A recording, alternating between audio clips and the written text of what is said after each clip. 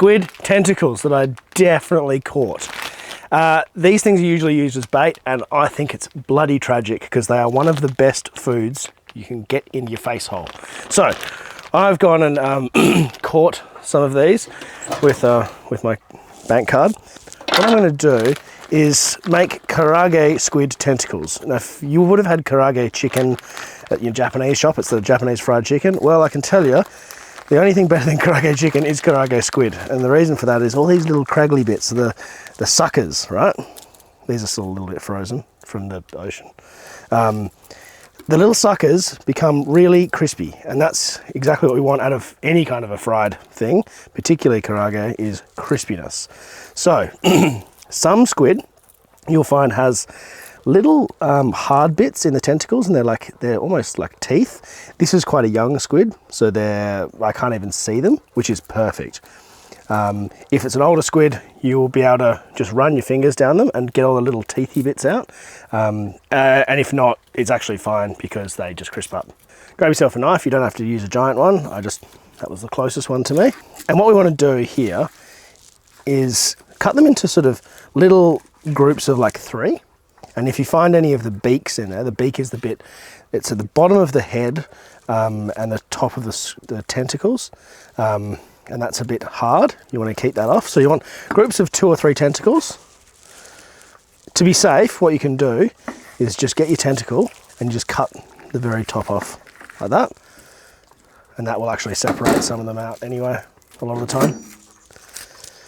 You don't need you don't need to take the skin off or anything. It's all good stuff in there. Well, you want to marinate these. So you get some soy sauce. If you want to make this whole thing gluten-free, use gluten-free soy sauce. And I'm probably going to put in about 1/4 cup. Enough so it's having a decent little bath in there. Next, some ginger and garlic. Now, you don't need to peel your garlic.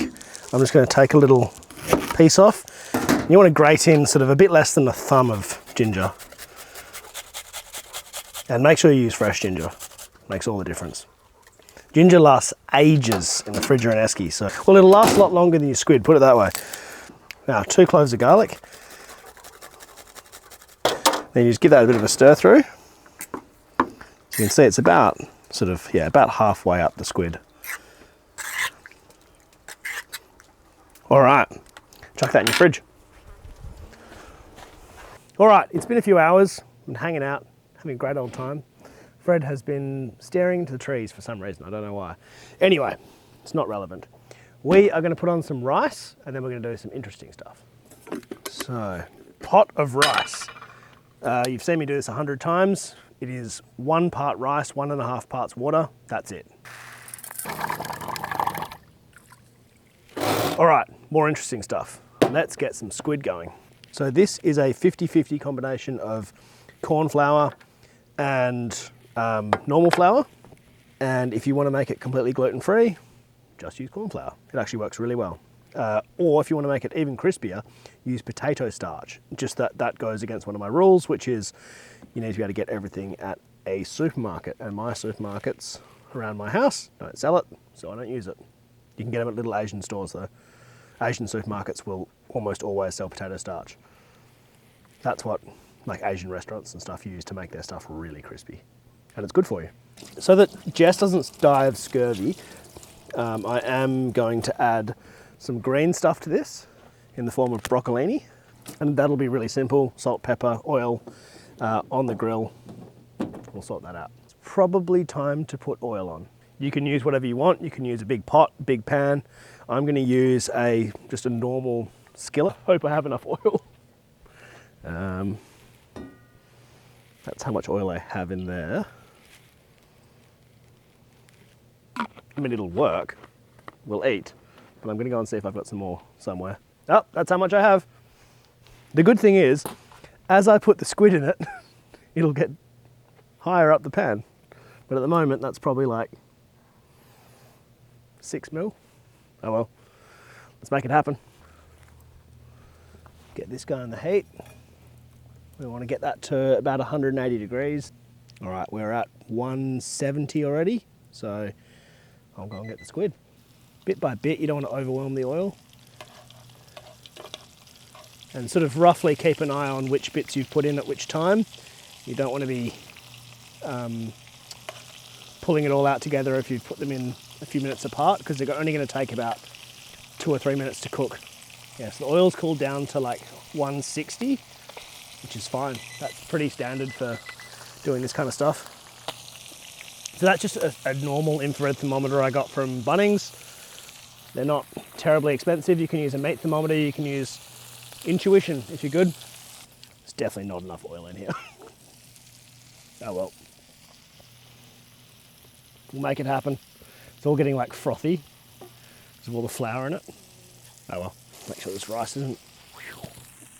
Oh yeah, that's cooked. Just had to drop it because it was really hot. Okay. Actually looks perfect though. I reckon we've got away with this. I think these are going to be pretty average, to be honest. They'll add colour to the photo, but I don't think they're going to taste that good because I just didn't have time to oil them and salt and pepper them and stuff. I'll do it afterwards, but oil, salt, pepper, everything is in there. That'll bloody do.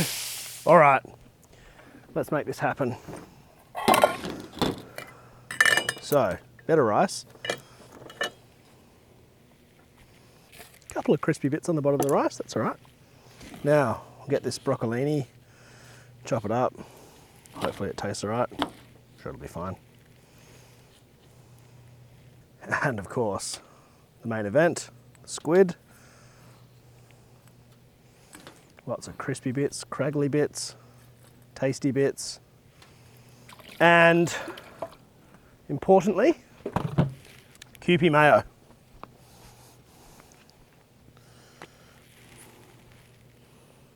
Just a little blob of that. Blob. Look, you can do spring onions and stuff on top. I'm not going to do that. Jeffrey, get in here, son. Right, put a little bit of lemon on there because it's deep fried. So this makes it taste healthy because it tastes fresher. All right. That's what we're here for. Fork. It smells so good. All right, let's give it a crack. Is it crunchy? Even after the B-roll, is it still crunchy? Yes. It was crunchy. Good squid. So tasty. Definitely crunchy. Mm. Audibly crunchy. Yeah, I like the acid with it actually, with a bit of... Oh, let's see if these broccolini are shit or not. 'Cause they've got some afterthought. Not shit. Not shit. Totally fine. There you go. All right. Very balanced meal, fish. Mm. Does it go well with beer? Yeah, it goes really well with beer. As well. All right. We're going to bugger off and eat this. Bye.